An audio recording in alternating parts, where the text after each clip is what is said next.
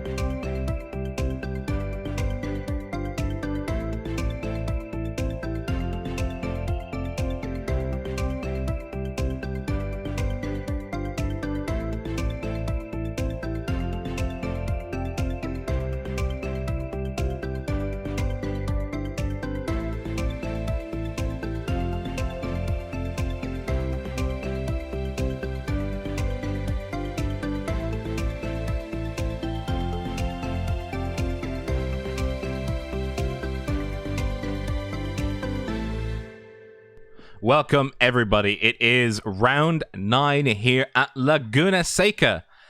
Oh my goodness gracious, I never thought I'd be saying those words, but here we are. Laguna Seca, home of the fearsome corkscrew, and now home for the next 40 minutes. GT1s and GT2s of old.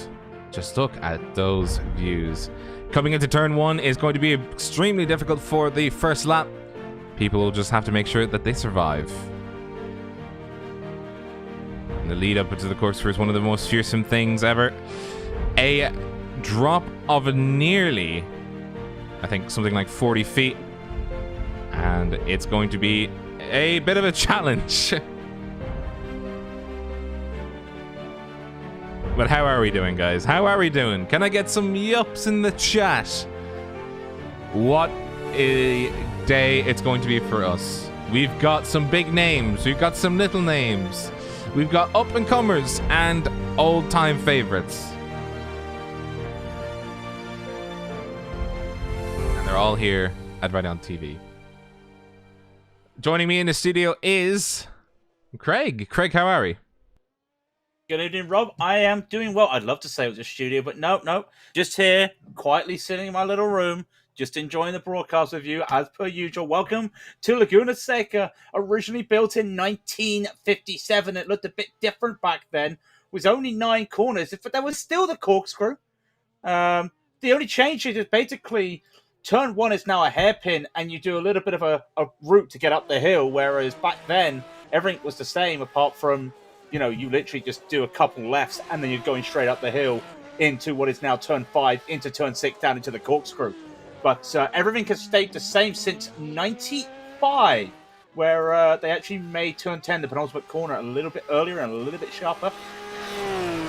But I don't think these GT1s have driven around here. We know, I've seen what Jonathan Razanov, I have to stop because I've seen what Jonathan Razanov was talking about. He promised a big surprise, and I've just seen what the big surprise is. Well, tell me about the big surprise then. Well, he's got a very big red car with a certain logo on top of it. Oh, he actually does. Oh, he did. Well, he did for the split second I was able to see it. And, oh, don't tell me he's disconnected. Yeah, he literally just blinked for me. No, he finished his laps. That's what it was. He finished his lap. He finished his qualifying laps. So that's what that is. He is P2. 19 car build is for the 3rd time. Well, actually, I think for the 4th time ever. The series split. So an even 19 cars in both splits. And I got to admit, it's kind of a nice thing to see, especially around the trials and tribulations that is Laguna Seca. So that's going to be fun to see. But Emeric Blom, currently in pole. I say currently. Everyone's done their laps apart from Freewood.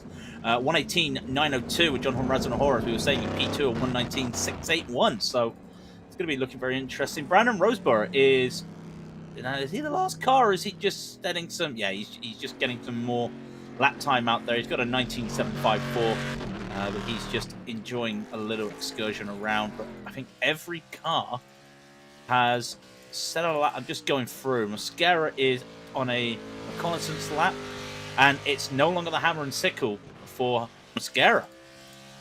Brandon Roseborough getting a a good look from RSR Esports. So I think RSR are now trying to extend their domination to the Fanatec GT challenge.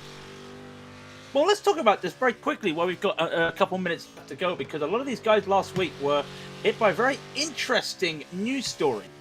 A charity race coming up in December with the GT1s and HPDs.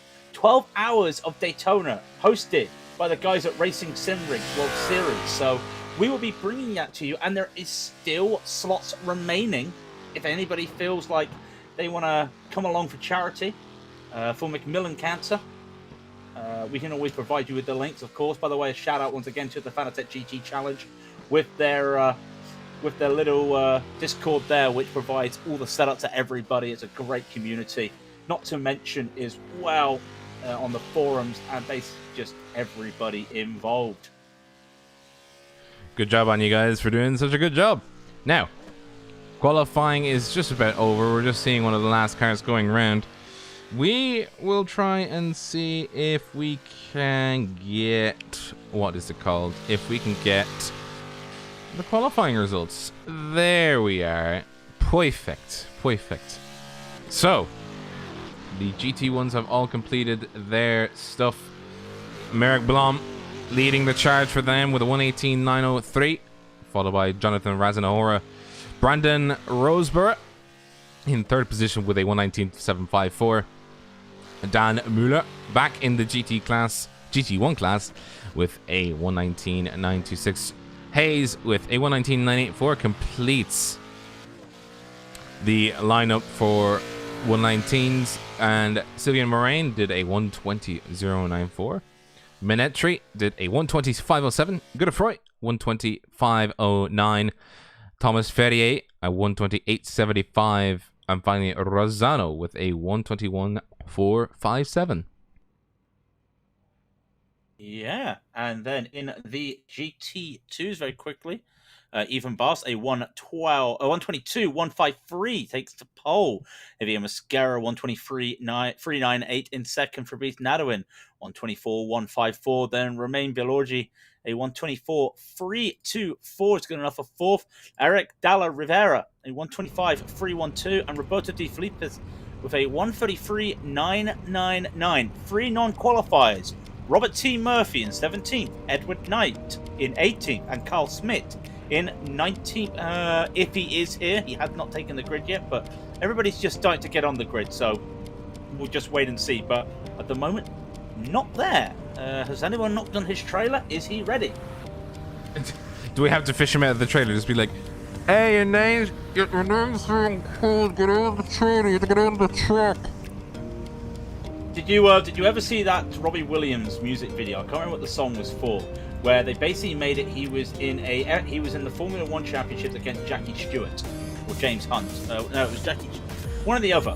And the idea is they went down to the final race of the series, and he never took the start because just before he was getting ready to get out of his truck, he decided to go to the toilet. He went to the toilet. They knocked on his trailer. They couldn't get any response from him, so they just ignored it and went on and raced the race with him stuck in the trailer. Oh, that's so mean. I know, but it's classic Robbie Williams. He doesn't have a livery, but I do see the Raidillon livery. I appreciate that. Doesn't it look brilliant? It looks great. Nice. It looks great. Nice. So this is another one of those tracks where they have to do a full lap around. He's flashing his lights. He knows we've seen it. He knows we've seen it. Bonsoir, Jonathan. Bonsoir, everybody. And yes, there are some more RSR in chat saying good luck, Brandon. Yeah, shout out everybody to chat. We know we've got a lot of VEC drivers. We've got some RSR drivers we looked at. We've got some fixed drivers. And we can't forget we've got the Doritos car back again. It's nice to see Dan Muller back in the GT1 Corvette. Now, I wonder what's going to be the optimal car around here, because you look at it, Blom and Raidillon took the front row, and then there's 3 Corvettes there of Roseborough, Muller, and Hayes. And there's a couple of other, I think Ferrier is there at the back there as well in a Corvette. 10 GT1s and 9 GT2s. Actually the biggest GT2 field I think we've ever seen on stream. It is, yeah. I think they clumped them all together. I think that's what happened. I'm not sure if anybody's in the other split can tell us if we're wrong, but I'm pretty sure that's exactly how it happened. Now we're just waiting for them to come through. Brandon, don't blink! No, Brandon, don't blink! Oh, he's giving me a heart attack. Calm down, calm it down. But they're going up the hill, and like I said, this part of the track, apart from just runoffs and everything, have not changed since its inception, when this track was first made in the late 50s. So they'll be coming around up the hill now, and it's very tight up here. Very tight up here, I've got to be honest. And then you get up this hill, and you were saying earlier, the corkscrew is the worst. Just explain why it's one of the hardest corners. Well, you're immediately turning left, going down what seems to be a cliff face, and then you immediately have to turn right and swipe around, and it's dangerous. It's dangerous to do it at speed. In the braking zone, if you're not careful, you essentially have a wall to greet you on the other side. So you best be making sure you're in your braking zones. But they come around the penultimate corner. This is Raidillon TV, the only corner you need, and Emeric Blom will lead them off. The pace car is in. He has full control of everybody. He'll wait. He guns it. They're going to go single file at the front there. Blom, Raidillon, Roseborough. So let's keep an eye elsewhere. The 2x2 up down the middle of the field. That looks like that's Hayes and Menentry. No, I beg your pardon. It's Hayes and Marianne. Marianne's gone wide, and he has spun. He has spun off, and Marianne's going to be all the way down the back. What about the GT2s, by the way? And Mascara is in a little bit of a battle. He's lost a place already to Nadowin, and he might lose another one to Riviere. He has. And at the front, Nadowin looks like he might be getting a move on to Ethan. To Baz, he cannot at the moment. So let's keep an eye out. It's very hot in competition right now in everywhere we look. Ethan Bass trying to shrug off Fabrice Norden, who's trying to shrug off Eric Della Riva. It is 1, 2, 3, 4, 5, 6, 7, 8, 9. Count them, almost 10. There's a move in the back. That is Murphy making the move on Roberto De Felipe. And he makes a move up into 6th position. Carl Schmidt started from the pits, by the way, so that's why he's not on your screens. But he is making his way up into the corkscrew. So Sylvain Moran is the only casualty so far. Spin on his own. We'll have a replay of that in just a second for you as they make it through. It's a nice, neat line through corkscrew. Nobody wants to be the first one to blink into corkscrew, but let's have a look now at what happened to poor Sylvain Moran. Yeah, it just looked like, to me, it's just starting to see the replay, it looked like he just went a bit too wide at the restart.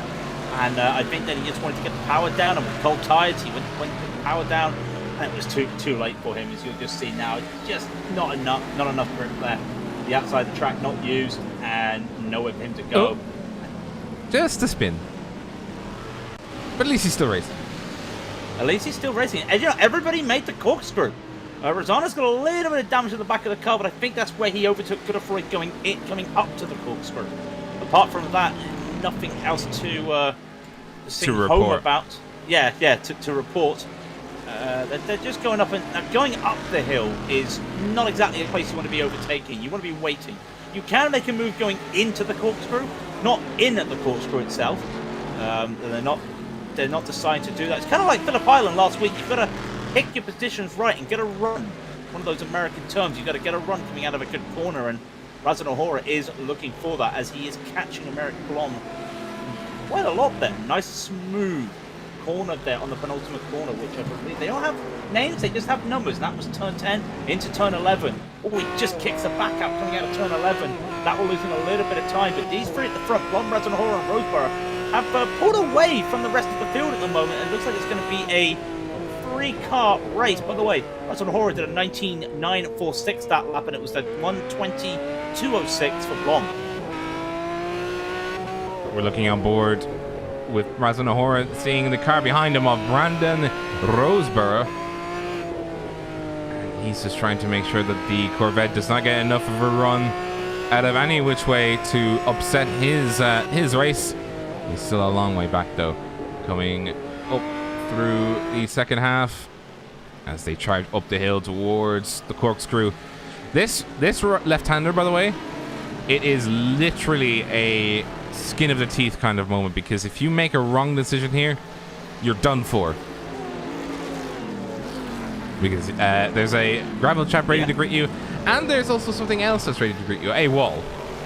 Well, speaking of gravel traps, Edward Knight has retired from the race because he overshot the braking in the Ford earlier in the race in the first corner and went off and just hit the wall. The gravel trap did its job for a little bit, but unfortunately for a little bit. Oh, poor man. For a little bit. But for a little bit there. Oh, somebody else has just almost joined him as well. That is Romain Belorghi in the fixed racing team. Oh, he's being chased down by Robert Murphy. Nice little battles. Nice little battles. It is a nice little battle. Set up for iRacing.com. Yeah, River and Mosquera are two cars as well. There's two little battles happening right now in the Ford. Even Bass is gone, by the way. Even Bass is just gone.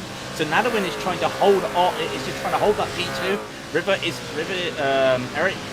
behind him, and Mosquera is trying to catch him. But of course, if he makes a mistake, Belorgi is right behind him, and then you've got Murphy. So 4 little cars here, but let's call it 5. It's an elongated little traffic here, but practically all the field in the GT1s are in a little battle right now. GT2s are in their own battles as well. No doubt about it.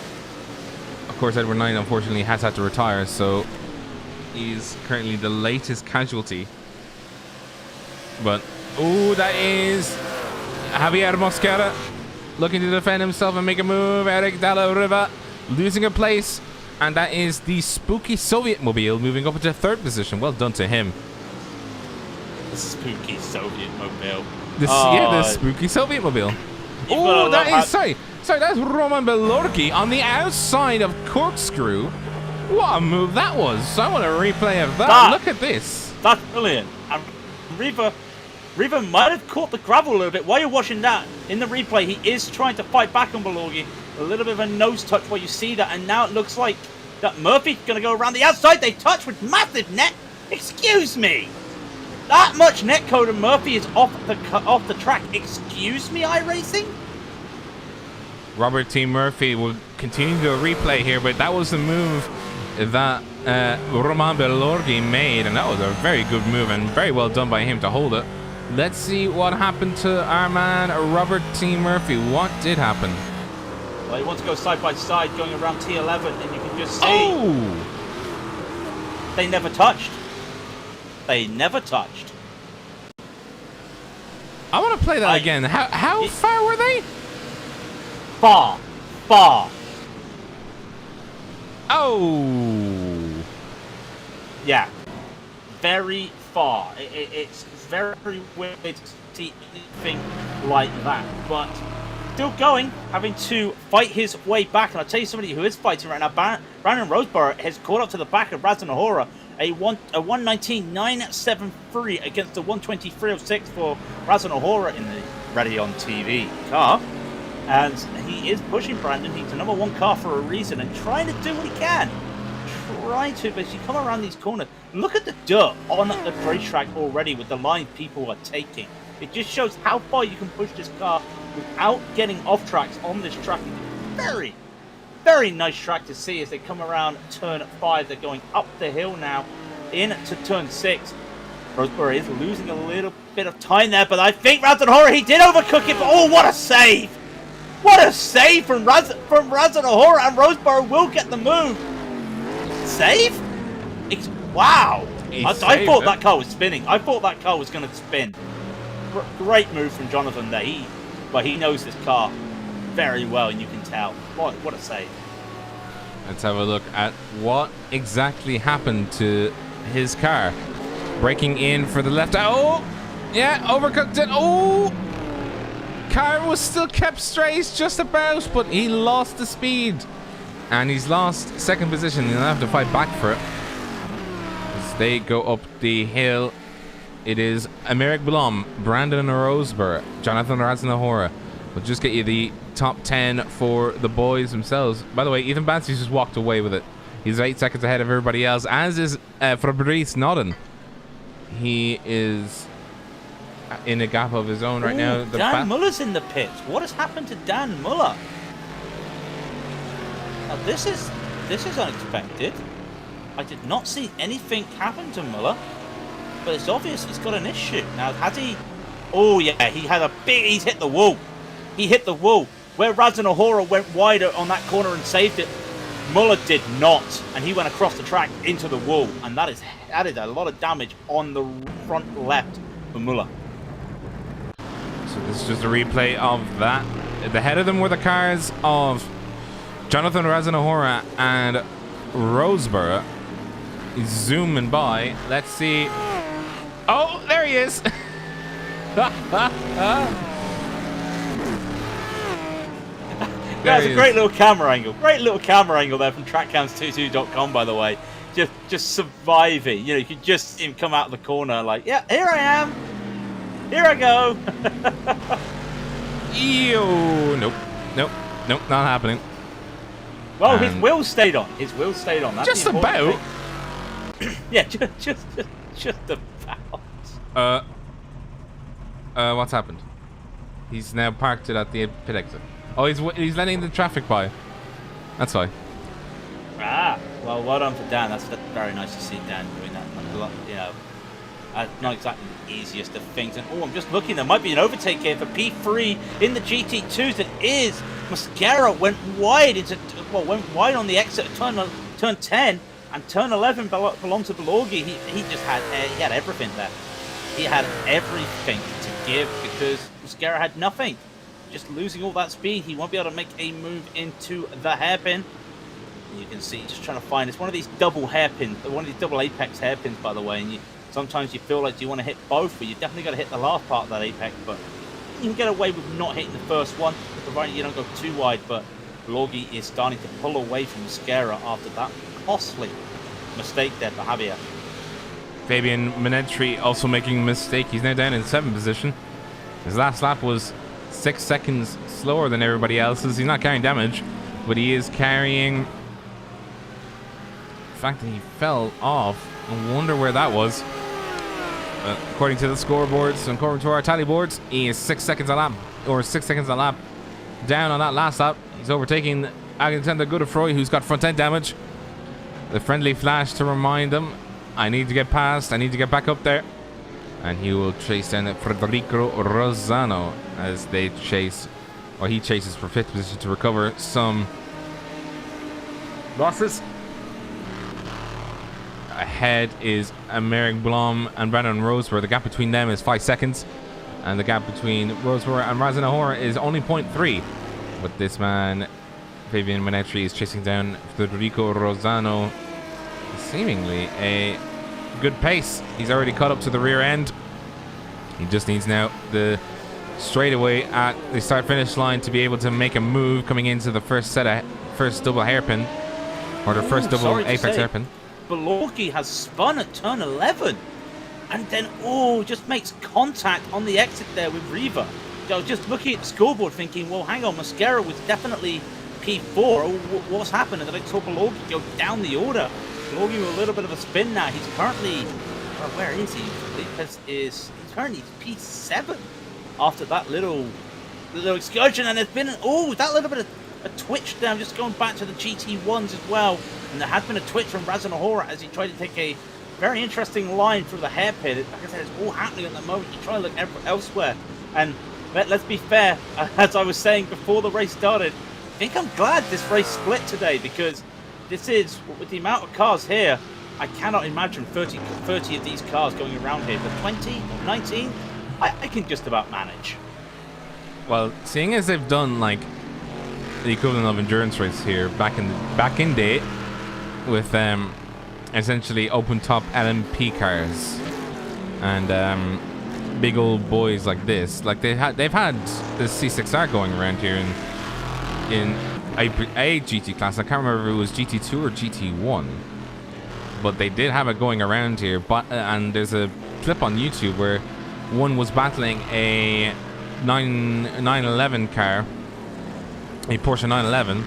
I am not sure. It's probably the 917 or the 971 or whatever, how they name it. But I think I know the one you're on about. Yeah, it's literally all you can see is the traditional colors of the like black and yellow Corvette, and just the spotter screaming on his radio, "Keep digging, keep digging." That's a move. Looking to make a move by Alexander Godefroy. Oh no, sorry, that's not Alexander Godefroy. It's Fabian Menetri looking to make a move on the Federico Rosano. He's caught right up to the rear end, and Rosano's actually carrying rear end damage, so this is going to be dicey as they come through turn 3 into turn 4. Be careful, Godefroy's behind as well, by the way, so one mistake, and yeah, it's not a corner you want to be making the movement entry. He had to run in on the start-finish straight, but was forced to go on the outside, and he could have done the over-under, but Rosano held that line very well, and coming up the hill they go now. There is a chance of an entry if he wants it, but he's too far behind if he wants to think about making a move into the corkscrew. Decides against it, and look at the line he takes. He decides to set himself up wide and in. That was a very nice way of doing it. That, you know, sometimes you think the corkscrew is a chicane. No, think of it like Monza. You've got to go really far out to get back, and that was a nice line there from an entry to take the corkscrew. Set him up well into turn 10. Turn 11, Rosano just goes into the middle, but the over-under, brilliant again from an entry. I think he's got the run this time. Rosano will definitely have to go to the inside. He's going to be blocking that off, but Menentri has this run. Can he do anything this time? Side by side, going down into the hairpin. Again, nothing. But look, he goes a little bit later. He turned a little bit later. And he's touched him again.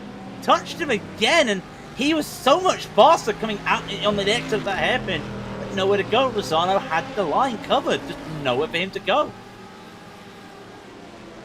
Fabian Menetri versus Federico Rosano, and it's getting argy-bargy now. He wants past. He definitely wants past now at this stage. There's no question about that, but how would he get past? Fabian Menetri is not able to get past the stoic defense put up by Federico Rosano. We also do have a battle. That is Robert T. Murphy moving up into 4th position in GT2s. And Eric Dalla Riva is actually falling down another place. So Robert Murphy, after his mistake initially, where he had that the issue with netcode, he's now back up into 4th position. So at least he's doing well for himself. Roman Belorghi is now in the pits repairing some damage, and I don't think he'll be coming back out for this one. There's 13 minutes left. Oh, we saw both of that. That was good for free. Almost going in, and Menentri definitely got the run this time. He doesn't need a teammate to boost him or push him there. He has got his nose in front, but again, he is on the outside. Oh! They touch. They both get away with it. A little bit of a tippy tap in there, but they do get away with it. Now, who's going to get the better launch shot out of this corner? It's Menentri. Menentri, can he get this covered? Now he does. That's a very tight line, taking the inside there, but he gets it done. Rosano will be faster as they come around the next corner. The inside is a little bit compromised. Look at Rosano. He's trying to make the move in turn 4. He can't do it. So going up into turn 5 right now, Rosano looks like he wants to try and make it. Again, very narrow here. He's going to remember, if he keeps being this aggressive, he's going to bring Godefroy into this like Godefroy just got brought into it at the start of that lap. So he has to wait. He's losing time with an entry, just thinking about trying to do those moves earlier on. And now he has to just yield. He has to now go on the defense. Again, late braking as he tries to catch Menentri. That's a very aggressive line. Might pay off for him though, a little bit of the kick up of the dust. He has pulled himself back into Menentri, well, right into Menentri's bumper really. But they come around turn 9 into turn 10. All I can hear is Godefroy's engine trying to catch up behind them. This is going to be dicey. Again, look at the inside, and that is Godefroy trying to go around the outside. Has not paid off for him, and now Rosano doesn't know. Look at this, it's 3 cars. Who wants what? Who wants the slipstream? You want slipstream? No. Where do you want to go? You want to go there? I don't know. What I do know is Godefroy is going to go for this move. He's going to follow his teammate. They might touch. Good awareness there from Rosano, and just like that, Godefroy had taken away P6 from Rosano. And it's all uphill now from Lozano, and a good Freeman entry might give it a little bit of a fun battle here. It is Federico Lozano taking out the short stick. That's Brandon Rosberg. He's lost 2 positions. What's happened? He's lost 2. Well, he's gone off. He's gone off at that exact same. He's gone off at that exact same corner we were talking about. That's going off at T5, just going a little bit hot. Kicks the grass, and again he almost hits a Dan Muller, but he gets the brakes on quickly and manages to get away. Also, Felipe did the same thing. He did the same thing, but he is now, Rosberg is down into 4th position, 2.5 behind Justin Hayes. There is 11 minutes remaining to the quick race, by the way, ladies and gentlemen. If you've never seen this, 30-minute race, quick race, and he's got it all to do after all that work. Apologies, after all that work to start the race. He's now down into P4. Never say never in these kinds of races. 11 minutes remain, and this is the Cosette, or that's what I like to call him, but the Corvette of Brandon Rosberg, car number 1. Fortunate that it did happen to him. These cars are very difficult to control once they do get into a difficult situation. They like tarmac, and that's about it. And even then, they're very picky with what tarmac you give them. As they go up into T5. Does he make the same mistake? Does he go wide? No, he's learned his lesson. He's learned his lesson. So, Robert T. Murphy, by the way, he was on about his little charge after his little spin. Now in a battle forward Riva. They have let Merrick Bomb by. Merrick Bomb he's in a different league today. Let's just be brutally honest. He's 17 seconds ahead of everybody. So he's managed to get past half of the Ford field. Very shortly, the others will be going. By the way, there's not a lot of time difference between these cars. 120 is the average lap time at the moment for these GT1s, and Mosquera said a fast lap of a 123.8 last lap. So 3-4, well, Ethan Bath is a 122.8. So we'll call it on average 3 to 4 second gap, and I'm surprised that they're being lapped at such a close lap. And that's Murphy trying to get around Riva, but he just can't make it. He's now going to be stuck behind Riva for another lap unless he decides to make a move down into one of these corners. Will it be turn 4? He's too far away. Can he set himself up to turn 5? Well, with the amount of cars we've seen going off there, I don't think so. Enrique Dalla Riva versus Robert T. Murphy. Robert is still looking on the... Oh, Robert, don't compromise yourself like that. Don't go on the inside and slide. He has to let the GT1 by. He has to let the GT1 by, so he's going to be losing time. Nanowin's gone off. Nanowin has gone off. What's happened there for the guy in P2? Has he made contact with the wall? It's the same corner again. And has he managed to avoid the wall? He has. No, he touches it. Apologies. He was chasing down Ethan Bass, and trouble! And while that was happening, Murphy got by. Riva in the corkscrew. Riva locked his brakes and went wide. So Murphy has it. He's having to let by Justin Hayes. That's fine. Roseborough is unable to catch at the moment with 8:25 to go. But Murphy is up to P3. What a drive at the moment for the setup for iRacing Purple Ford at the moment. Great drive. Looking around to see if there's any other battles going on. But yeah, that battle between Roseborough and Hayes is practically the only battle we'll be seeing at the moment in the GT. No, actually, Manentri and Godefroy are still battling. And Rosano's just that little kid at the end, like, I want to play with you. Can I play tag with you? No. And it's just starting to lose it. He was faster last lap because Godefroy and Manentri were battling, but he's not in the slipstream. He's trying to catch up, but that damage to the splitter, it's not an easy task. And they're going up the hill towards the corkscrew. Damage to the front end of Alexander Godefroy. It's going to slow him down. Baby Manentri has a clean car, so he's got a clean slate to be able to push. Justin Hayes, by the way, he's in 3rd position ahead of Brandon Roseborough. Roseborough will be looking to see if he can close the gap to Hayes before the end of the day, but they're doing very similar lap times at the present. No, they're not, actually. Brandon is lapping slower than Justin Hayes at the moment, so unfortunately, it looks like that this might be the top 4 order, unless Brandon can get an extra 4/10 of a lap out of the car and push it harder. But it seems to be favoring the Aston Martins, because the average pace of the Aston Martins is just a hair faster. Yeah, you got to also remember they have had to go around some GT2 traffic, so would that have held Roseborough up? We don't know. Oh, we've got a car off. That's Robert Murphy again. He's gone off, and also we've got another car that's gone down. That is Alexander Godefroy taking the spot away from Fabian Manetri. Let's have a replay of this. As they come around into turn 3. Oh, sliding ahead of him. That's Fabian Manetri going wide and then having to let his teammate by. I just want to see it from a different angle if I can. There we go. Comes into the corner. He didn't miss the apex, but he went too wide. Hit the gravel and had to let his teammate by. Teammate having much more speed than he did.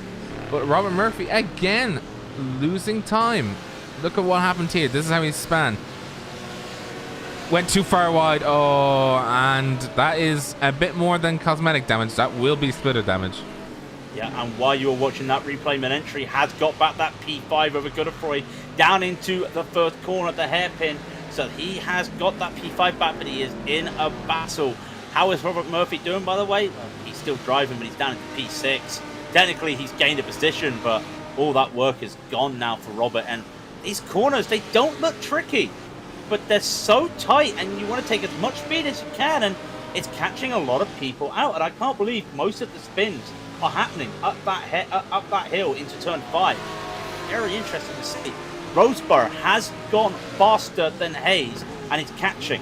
The gap is 0.8 of a second with 4:40 left. That's going to be 3 more laps. 22.6 is what they're looking at. So it's going to be a 30-lap race. So there's 3 or 4 more laps. I think he might be able to catch on to it. You know, it will be a close one, but he might be able to recover a podium. Recover the podium. Let's see how it'll break down. They've got 4 minutes left. 3 laps left to go, I think, given the current pace. It is car number 10 versus car number 1. 2,820 iRating versus 5,000 iRating. Who's going to win and who's going to not win? Well, it really is the battle. It really is the battle of the rest of the field, because Blom is so far ahead. Raz and Ahura has managed to pull away. So these two are really battling for that last spot, that like the all-important 3rd place. And even more, they're both Corvettes. That'd be great for the Corvettes to get one of them on the podium. Would have been nice for 2 of them. They'll have to settle with 1. Roseborough just continues to go fast. He was almost a second faster last lap. He's up now to 0.3, and that was very shallow. Yeah, Hayes has got to slow down. Hayes has got to slow down.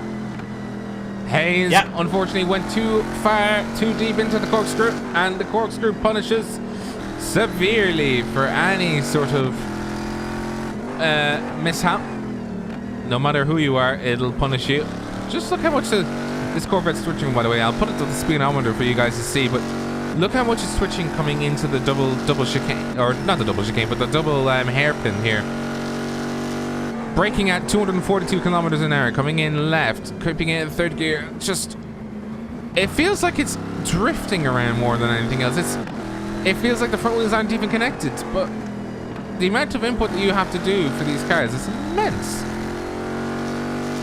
I mean, we talk about that, but how about we talk about the GT2s and what they've got to do around it? What about Mascara? He's having to go really slow around these corners. So we can say how hard it is for these GT1s. Let's give a shout out to our poor GT2 brethren, because like what we've seen Murphy has been. We've seen a couple of mistakes as well, but we've always talked about how the Ford is almost like just treachery on ice. It does feel like that, I've got to be honest. And Ethan's like Max Verstappen in qualifying yesterday at Turkey, where he could drive on the ice, but everybody else couldn't, and that's what it just feels like at the moment.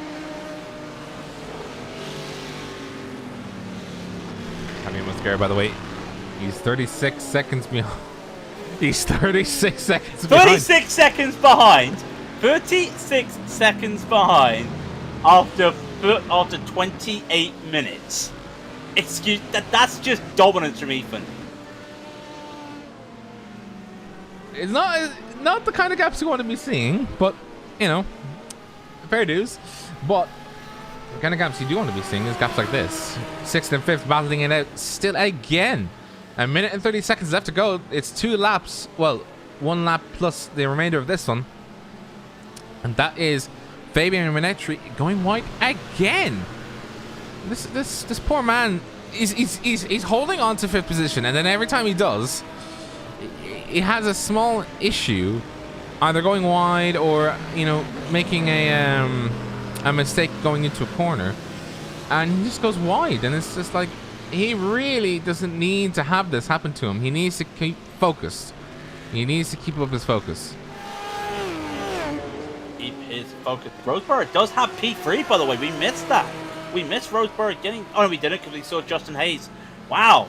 I forgot what happened in the last 5 minutes. No, Roseborough does have P3 because of the slowdown with Hayes. I missed that. I was like, why have we not talked about it? Well, that's why. Because we did.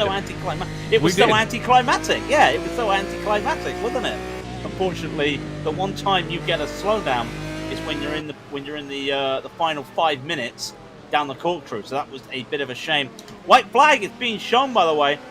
Everyone at the front should be okay, but Minetri and Godefroy is our closest battle. In fact, I don't even think the only close battle we've got in the GT2s is Riva versus Nadowin.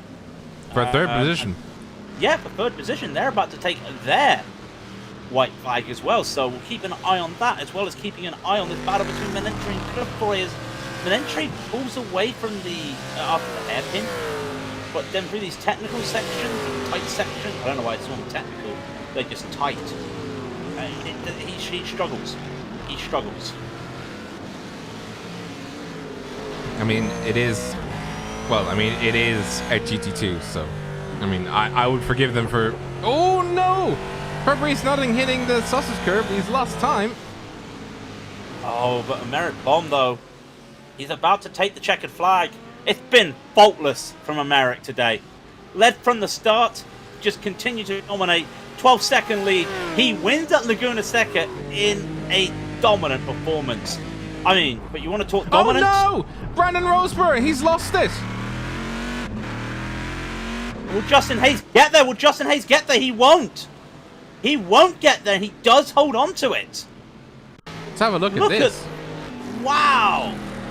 Back just kicks out. And somehow, yeah. What a survival. Could have gone so much worse for Brandon Roseborough. This is what happened on the last lap. He just lost it, but he kept it going. Just so very much so, but it was very close. Only 0.7 of a second separated the two of them. Going over the line. He was lucky. He was lucky he managed to keep that car somewhat straight. Somewhat straight. He was able to keep that great recovery drive from Roseborough as well after the crash. I think everybody has, everybody's finished. What a great race. Well done to everybody. That was a great race, and it is the VEC procession. And I'm going to aim my camera at the man himself, Jonathan Razanahora. And one of these things does not look like the other. Yeah, one of these things doesn't look like the other. Jonathan, hello. But we'll go over the results. As we were saying, the top three did not change any positions. Americ Blom won the race. Great drive from him. Razanahora recovered after a little battle with Roseborough. He gets a P2. Roseborough, as we were saying, his recovery drive back to P3 was great to watch. Justin Hayes gets 4th. Minetri with 5th. Godefroy takes 6th. Rosano takes 7th. Though, you know, those three had some great battling. Then Morian 8th. Berrier 9th. And then quickly into the GT2s as Ethan Bass. It was Ethan Bass' show today. A great show by him. He didn't really have to do much battling. He just pulled away. Just great driving in the GT2. He took the win. Mascara fighting back for P2. Riva with a good P3 there for him. Then Nadowin took 4th. A quick shout out of Dan Muller. He only finished a lap down in the GT1s, but he split the GT2 field. Roberto De Lipez, he finishes in 5th. Robert T. Murphy, what could have been. He had a top 5, he had a top 3 at one stage. A couple spins cost him. Balorgi retired 3 laps down from Ethan. Edward Knight did crash as well, and Carl Smith, I think he came out and then decided I didn't want to drive. I'm not entirely sure what happened there. And oh, hello, who is that? That was Merritt Blom doing some donuts before they entered the pit lanes. That was nice to see. That's a nice donut. Brandon, welcome to the chat. Smooth brained it once or twice. I've never heard of smooth brain. I've heard of run out of talent, but I've never heard of smooth brain. But I'll take that. But a very good podium there for the first time we've seen you out on the broadcast on the broadcast race. So a very good showing there, splitting the VEC guys. Something that sounds easy because there's a lot of them, but isn't. Who can stop a Merritt Bomb and Jonathan Razanahora? Nobody knows. Nobody. But I can tell you what can stop our stream: the race ending. No! I'm sorry, I had to say it.